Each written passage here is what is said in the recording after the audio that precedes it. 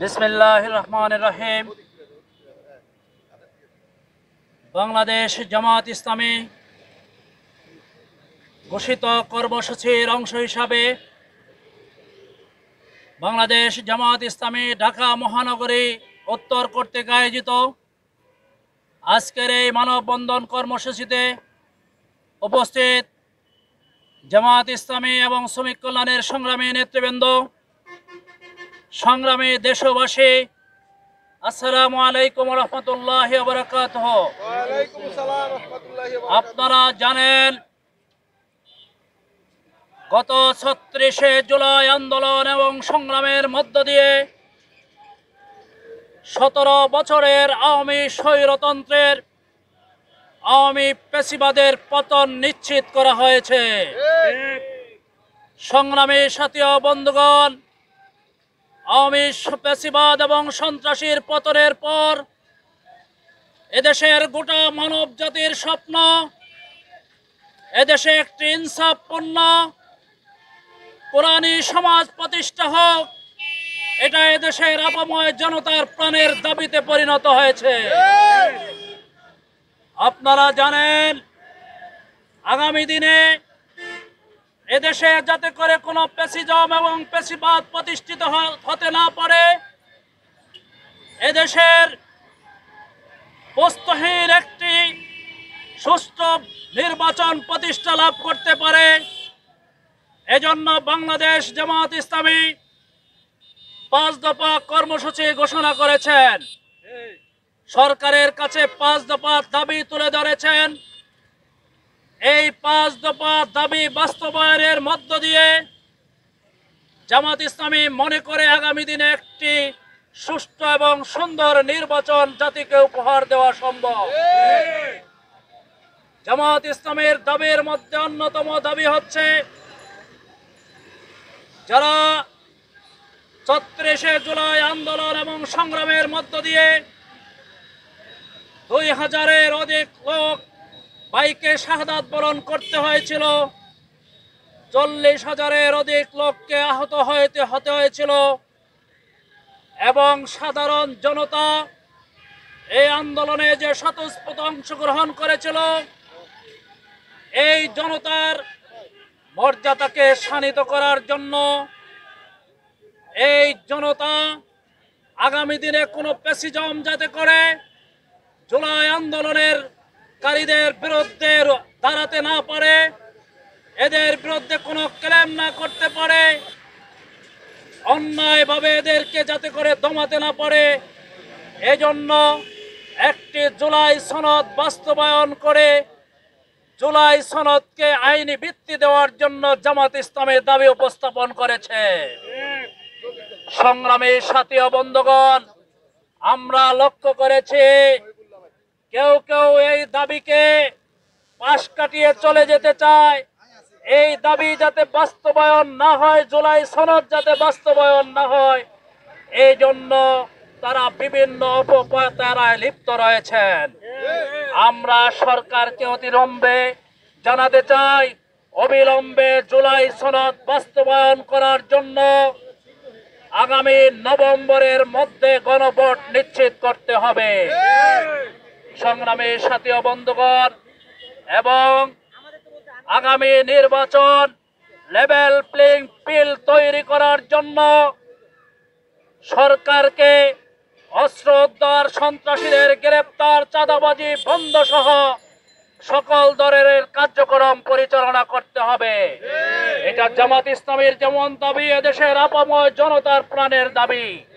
অতএব জামাত ইসলামী যে 5টি দাবি উপস্থাপন করেছেন, অনতি বিলম্বে এই দাবি বাস্তবায়ন করে ফেব্রুয়ারিতে জাতীয় সংসদ নির্বাচন নিশ্চিত করতে হবে।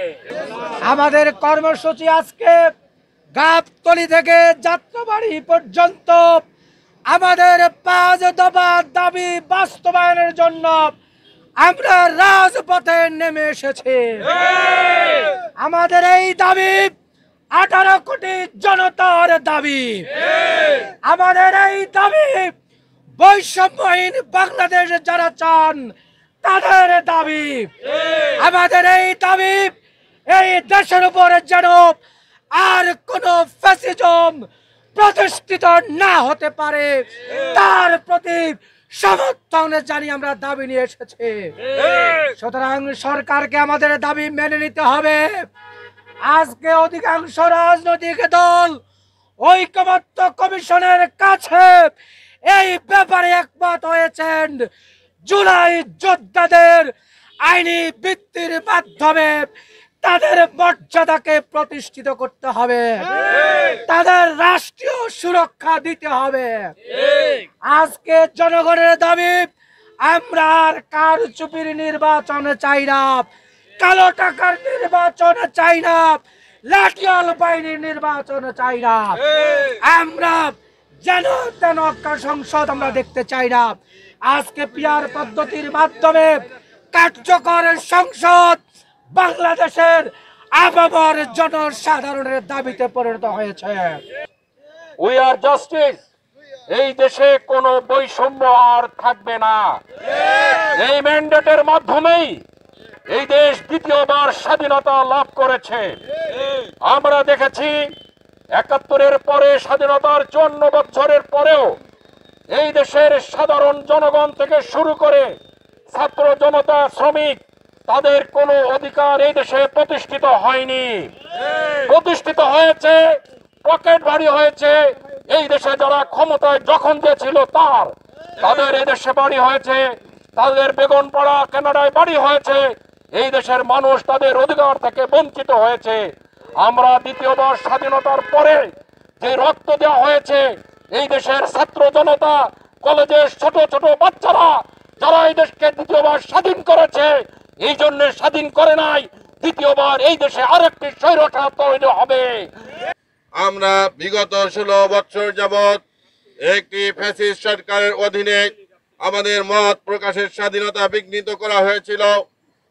সেই সরকারের বিরুদ্ধে কেউ কথা বললেই তাকে গুম করা হয়েছে, খুন করা হয়েছে, ফাঁসির মঞ্চে নিয়ে যাওয়া হয়েছে। যারা স্বাধীনভাবে কথা বলতে চেয়েছেন তারা তাদের ব্যবসা থেকে বঞ্চিত হয়েছেন, ঘরে ঠিকমতো ঘুমাতে পারেননি। এরকম একটি কঠিন পরিস্থিতির মধ্য দিয়ে, এক নায়কতন্ত্র প্রতিষ্ঠার মধ্য দিয়ে এদেশে যে ফ্যাসিস্ট সরকার প্রতিষ্ঠিত হয়েছিল, যারা মানুষের বুকের উপর জগদ্দল পাথর হিসেবে ছিল, তাদেরকে এদেশের ছাত্র জনতা ৩৬শে জুলাইয়ের বিপ্লবের মধ্য দিয়ে এদেশ থেকে বিতাড়িত করেছে। যারা এই ৩৬শে জুলাই যারা এই বিপ্লব সংগঠিত করেছে, বাংলাদেশ জামায়াতে ইসলামীর পক্ষ থেকে গণমানুষের চিন্তা আকাঙ্ক্ষা প্রতিফলন হলো এই জুলাই যোদ্ধাদের তাদের রাষ্ট্রীয় স্বীকৃতি প্রদান করতে হবে। সর্বত্র দেখতে পাচ্ছি বাংলাদেশের সকল মানুষ ঐক্যবদ্ধ হয়েছে। আগামী নির্বাচনে তারা ন্যায় এবং ইনসাফ ভিত্তিক একটি দলকে, কোরআন সুন্নাহ ভিত্তিক একটি দলকে তারা আগামী নির্বাচনে এদেশের ক্ষমতায় আসনে বসানোর জন্য তারা ঐক্যবদ্ধ হয়েছে। এই ঐক্যবদ্ধ দেখে একটি নূতন ফ্যাসিবাদ তারা দেখতে পাচ্ছি নানাভাবে সারা বাংলাদেশে জামাত ইসলামীর কর্মসূচির উপরে, জামাত ইসলামীর দাওয়াতি কর্মসূচির মধ্যে মহিলা সংগঠনের উপরে তারা নানাভাবে আক্রমণ চালানো শুরু করেছে। আমরা তাদেরকে বলতে চাই, আপনারা সাবধান হবেন। জামাত ইসলামের একজন কর্মীর গায়ে আর হাত দেওয়ার চেষ্টা করবেন না। জামাত ইসলামের কোনো মিছিল মিটিংকে বাধা দেওয়ার চেষ্টা করবেন না। জামাত ইসলামের কোনো কর্মসূচি যদি বাধা দেওয়া হয়, তাহলে দেশের গণমানুষ আপনাদেরকে ভোটের মাধ্যমে বিপ্লবের আরেকটি জবাব আপনাদেরকে দিবে ইনশাআল্লাহ। সম্মানিত উপস্থিতি ভাইরা, এজন্য বলছি 2024 সালের গণ অভ্যুত্থানের পরে আপনারা মনে করেছিলেন আপনারা এই ক্ষমতার আসনে বসবেন। এদেশের মানুষও মনে করেছিল ক্ষমতার আসনে তারাই আসবে, কিন্তু আপনাদের অপকর্ম, আপনাদের চাঁদাবাজি, আপনাদের জুলুমবাজি, আপনাদের অত্যাচার, আপনাদের নির্যাতন, এগুলো দেখে দেশের মানুষ আজকে আপনাদের কাছ থেকে মুখ ফিরিয়ে নিয়েছে।